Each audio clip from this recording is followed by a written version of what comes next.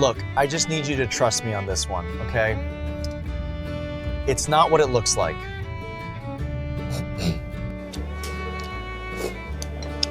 This soup is really good. I like it.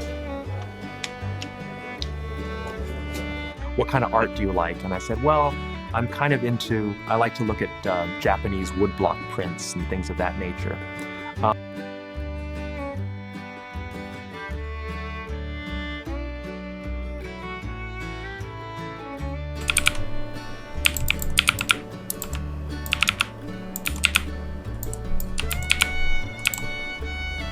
Then you could point out, I know that I am doing the right thing for my family and for myself.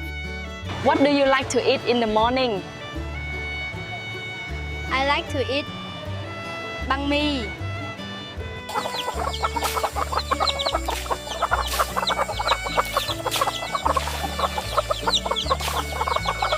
For today's recipe, we're making a delicious and easy one-pan chicken and veggie dinner.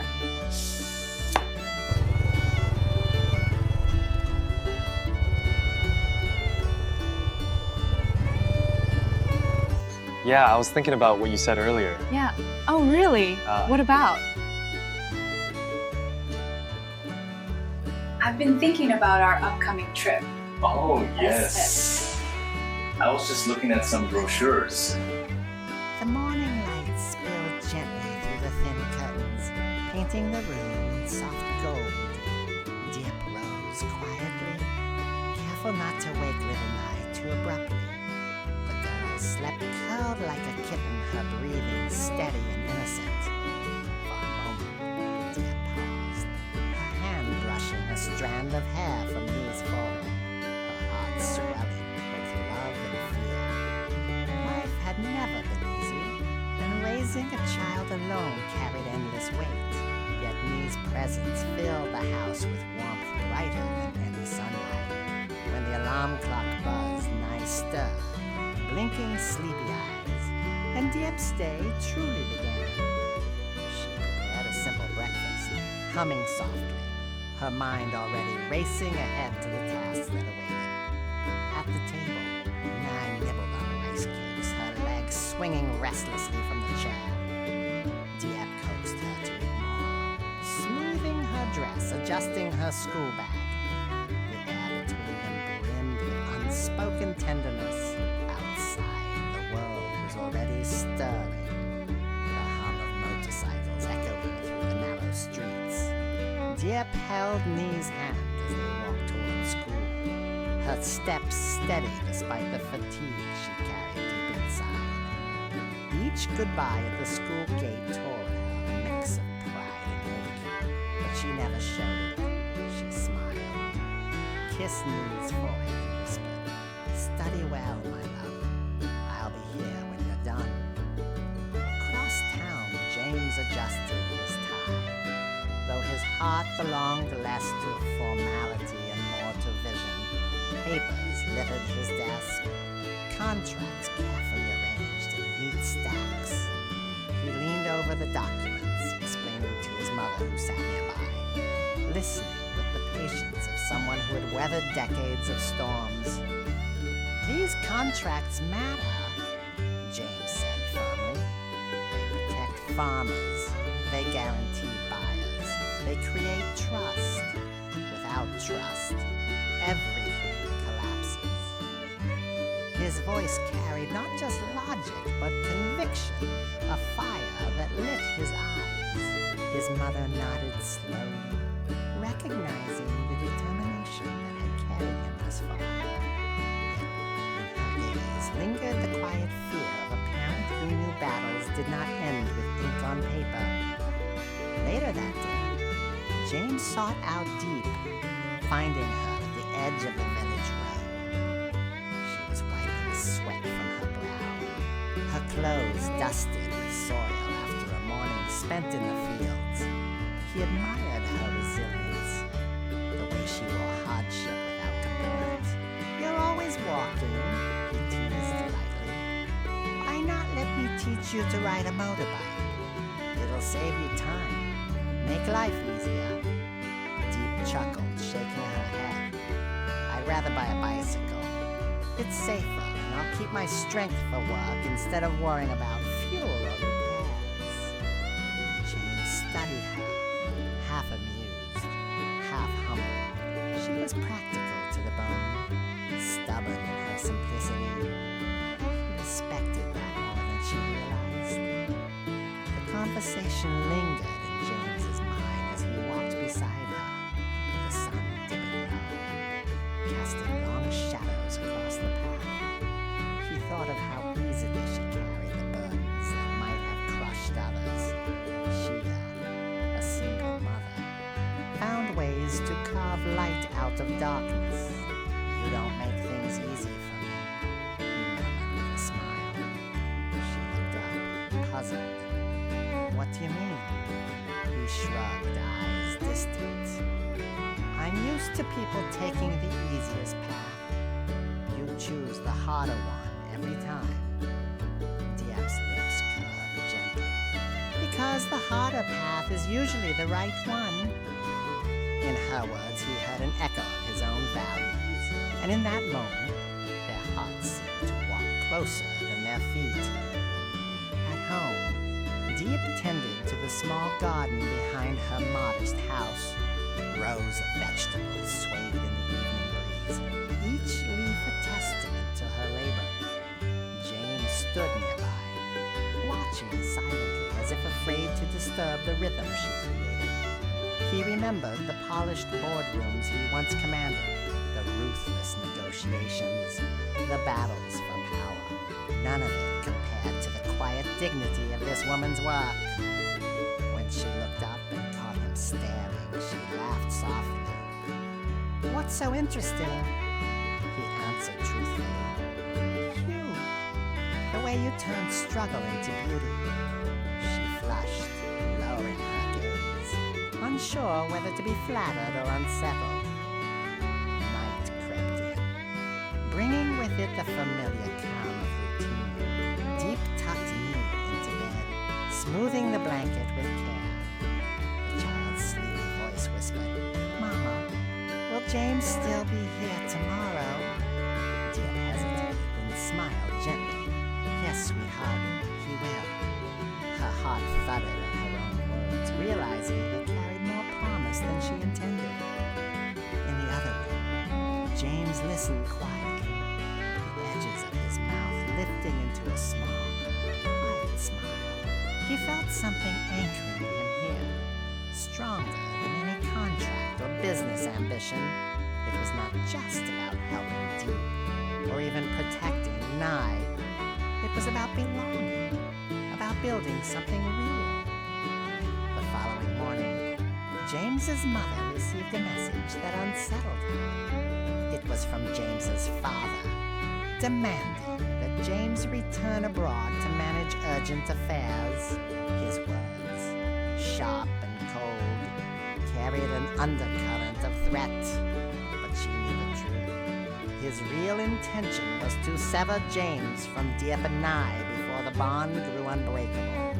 She sighed deeply, torn between loyalty to her husband and a love for her son's happiness.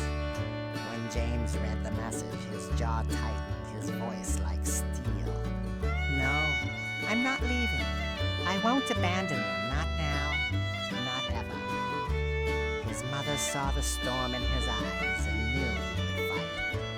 That evening, Diep sensed the heaviness in James's silence. Over dinner, she pressed gently, What's troubling you? He looked at her, torn between honesty and the desire to shield her from conflict. Finally, he confessed, My father doesn't want me here. He wants me to return, to forget all this. Diep's chest tightened. She had expected resistance, but hearing it aloud made the threat real. And what will you do? She asked quietly. James reached across the table, his hand covering hers with firm resolve. I will stay. I will fight for what matters, for you, for Nye, for the life we're building. His voice trembled not from doubt, but from unshakable conviction. Diep's eyes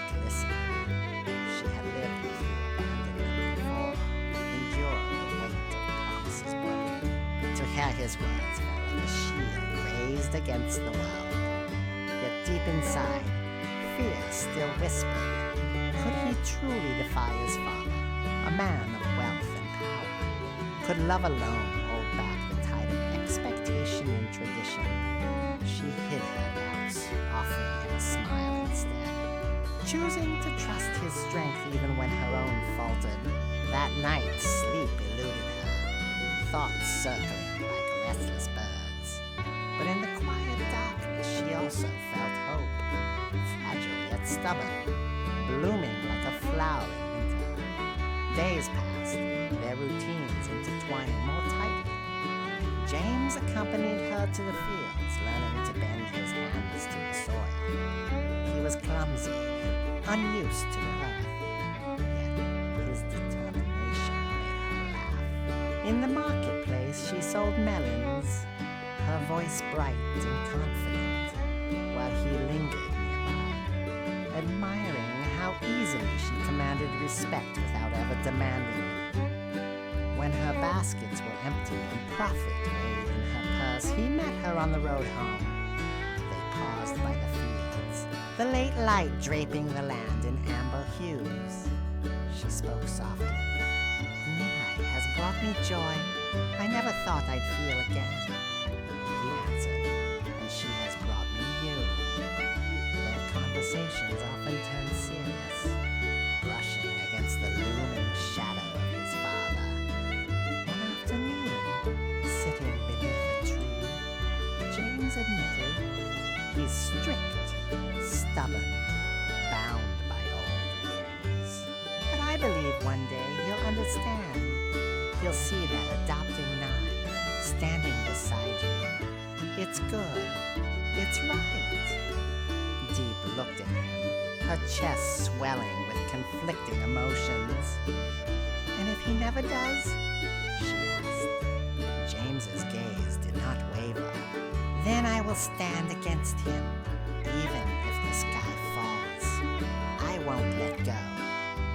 His words burned with intensity, and for the first time, she allowed herself to believe they could withstand the storms ahead. In those days, their bond grew not through grand gestures, but through shared moments. A bicycle bought and tested, laughter echoing as she learned balance. A meal cooked together, spices scattered clumsily but savored with delight. Knees drawings pinned to the wall. Childish scribbles of three figures holding hands beneath a bright sun. Each moment stitched them closer, weaving a tapestry stronger than fear. They were not yet a family by law or blood, but by choice, by love, by the fierce determination to protect what they had found in each other. As the sun dipped low one evening, they set out together to fetch Noe from school. The air was cool, scented with blossoms drifting from nearby trees. James walked with steady steps, his arm brushing against Deep's, while she carried quiet anticipation in her heart. Ahead lay uncertainty, his father's looming disapproval, the struggles of adoption, the unyielding challenges of survival. Yet in that moment, walking side by side toward the child who bound their hearts, they felt unshakable. The road was long, but together, they believed they could endure anything. The days that followed were filled with a fragile kind of peace, the kind that trembled beneath the weight of unseen storms. James tried to maintain normalcy, contracts to sign, shipments to oversee, and farmers to reassure. But his father's message lingered like a shadow across every moment. Linda's smile, Dean's laughter, even the quiet joy of sharing dinner with Deep could not fully silence the echo of that command. Return, abandon, obey. He had lived his life under his father's authority, but for the first time, he found himself standing on a different path, one he could not turn back from. At night, when sleep evaded him, he looked out the window at the stars and whispered, I won't let them take this away. Tension, soon crept into their daily lives. One evening, James received another call, his father's voice colder than before. "You will come back. You are my son. And you will not disgrace this family with reckless choices." James's hand tightened on the phone, his voice trembling with contained fury. "If protecting a child, if loving a woman of courage is disgrace, then I accept it. But I will not abandon them." He ended the call, his chest heaving. When he turned, Deep was there, her face pale, eyes wide. She had overheard enough to understand. "He will never forgive you," she whispered. James stepped forward, taking her hands. "Then let him hate me. I'd rather lose his approval than lose you." Diep struggled with her own turmoil. Though James's devotion filled her with awe, guilt gnawed at her. Was she worth his sacrifice? Could her love justify tearing him from his family, his inheritance, his future? At night, she stared at the ceiling, listening to his gentle breathing, wrestling with doubt. She wanted to release him, to tell him to go back, to spare him the weight of her world. But each morning, when his hand brushed hers, when his smile carried determination, she found herself unable to let go. Love had bound them too tightly, and even fear could not sever the thread. Meanwhile, life in the village marched on. The season brought an abundance of melons, and Diep spent long hours harvesting under the punishing sun. James often joined her, sweat soaking his shirt as he carried baskets alongside her. The villagers murmured among themselves, some admiring his dedication, others whispering that a man of wealth would not endure such toil for long. But James silenced every doubt with his actions. He bargained at the market-loaded carts and laughed with Nye when she clambered over piles of fruit. For Diep, these small moments were priceless proof that his promises were not empty words. Yet cracks began to show.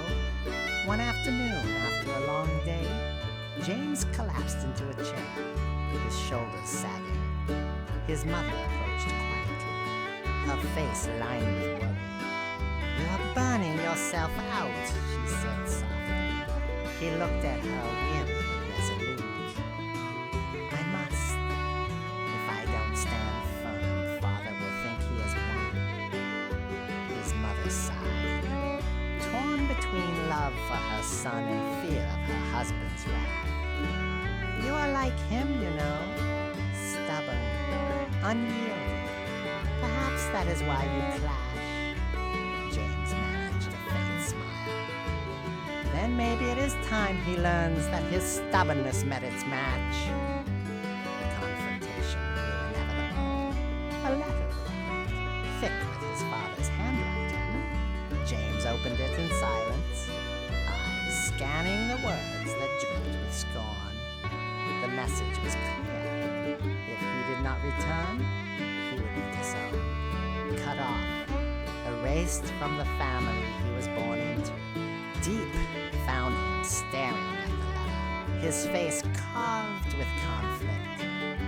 "You should go," she whispered, though her heart shattered with each word. "I can't be the reason you lose everything." James turned on her, fierce. "You are not the reason. You are the reason I finally know what matters. Let him take the money, the name. He cannot take my heart." His voice cracked, but his conviction did not. That night, a storm rolled through, lightning splitting the sky, thunder shaking the earth. Inside their small home, tension mirrored the storm outside. Diep paced, fear gnawing her insides. James sat unmoved, the letter still clutched in his hand. Finally, he rose, crossed to her, and pulled her into his arms. "I'm afraid too," he admitted. "But fear does not decide our future. We do." She buried her face place in his chest, tears hot against his skin. For the first time, she let herself believe that perhaps love could be stronger than legacy. The next day, James returned to his work with renewed determination. He expanded the fruit contracts, bringing more farmers under his protection. His voice calm, firm, reassured them that they would not be cheated, that every deal would be honored. Diep watched him from afar, awe swelling in her heart. He was not just a man defying his father. He was building something new, something rooted in fairness and trust. And when he smiled at her across the market, she felt the quiet certainty that they were building it together. But whispers continued to spread. Some villagers, wary of James's foreign background and powerful family, warned Diep to be cautious. Men like him don't stay, one woman muttered. They promise the world, then vanish. Diep forced a smile, but the words clung to her. That night, she asked James softly, "What if one day you change your mind?" His answer came without hesitation. "I have already chosen. I chose you. I chose Nine. Every day I wait, and I choose again." His certainty disarmed her doubt, and for the first time, she allowed herself to truly exhale. Still, the pressure mounted. James's father sent emissaries, stern men in suits who arrived in black cars, their words sharp and cutting.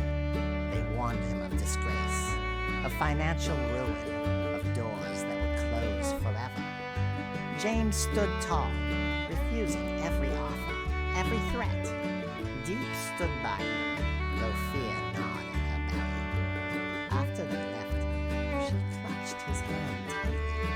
"You're fighting giants," she whispered. James kissed her forehead, answering, "Giants fall too, when the ground beneath them shifts." His defiance became her courage, his love her shield.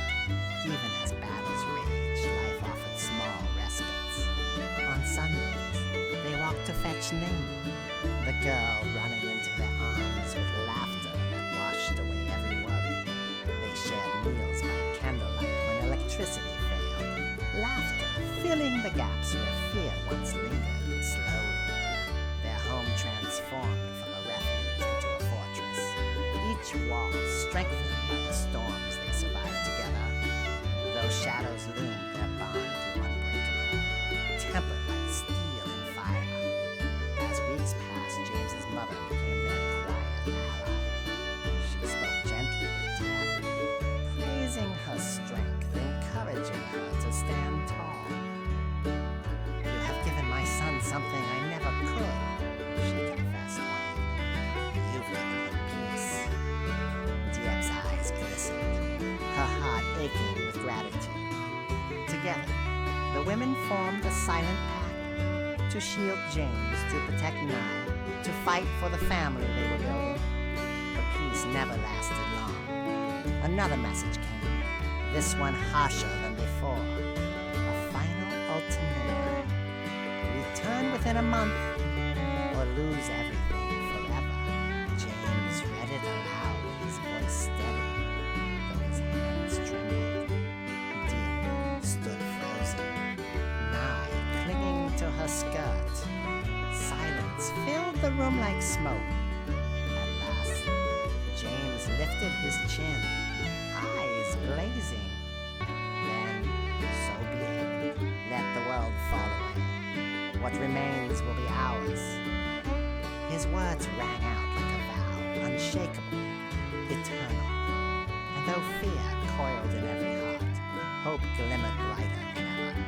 The final days of the ultimatum ticked away like thunder in the distance, each hour heavy with tension.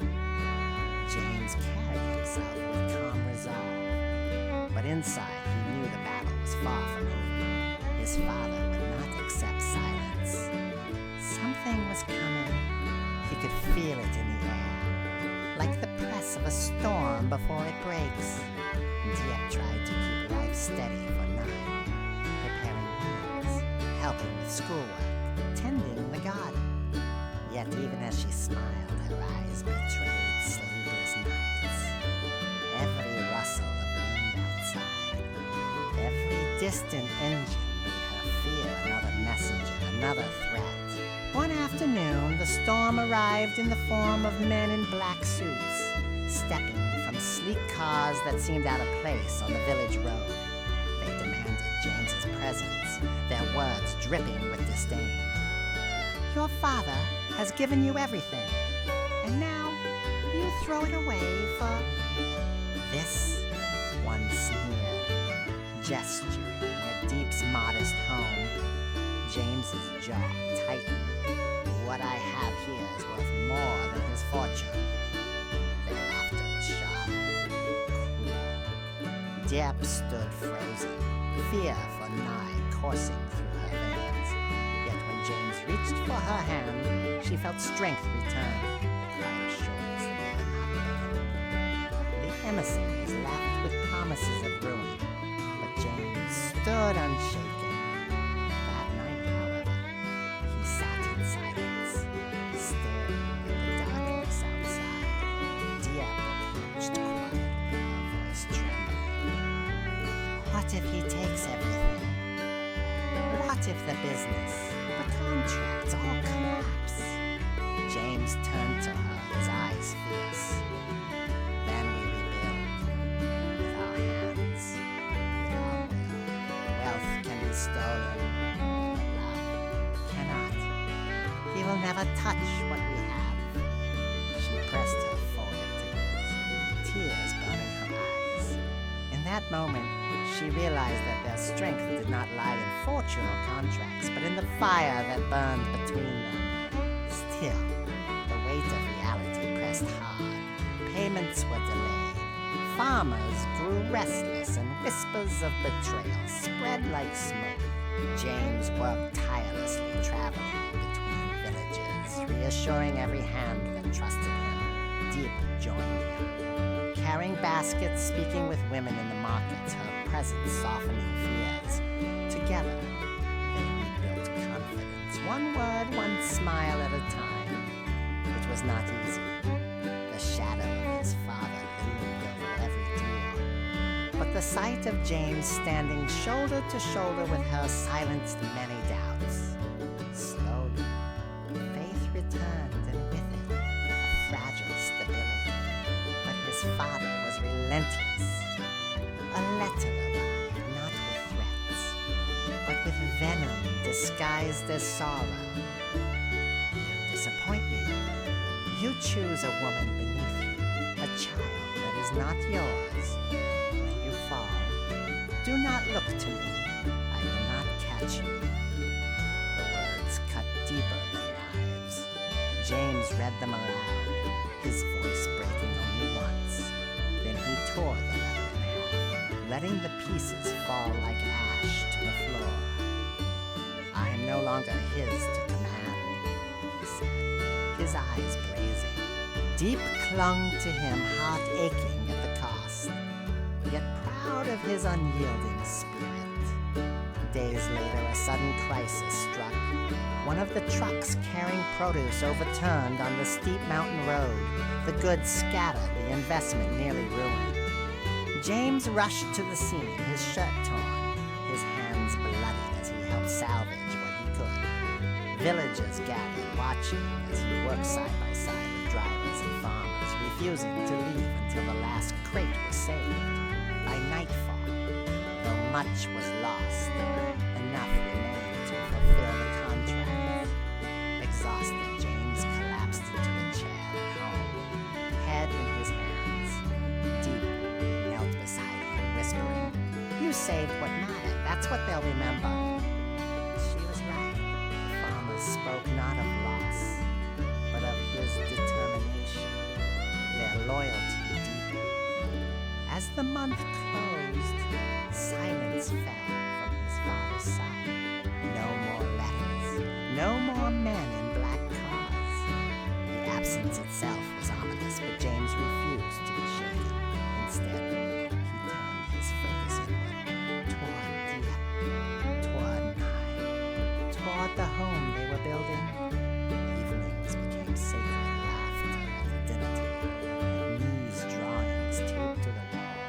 soft conversations under the stars. Each moment stitched a life stronger than fear. One night, as they lay beneath the quiet sky, Diep whispered, "Do you regret it, walking away from him?" James answered without hesitation, "No, I regret only not finding you sooner." Their love did not erase hardship, but it transformed it. Together they faced shortages, repaired broken tools, soothed neighbors' doubts.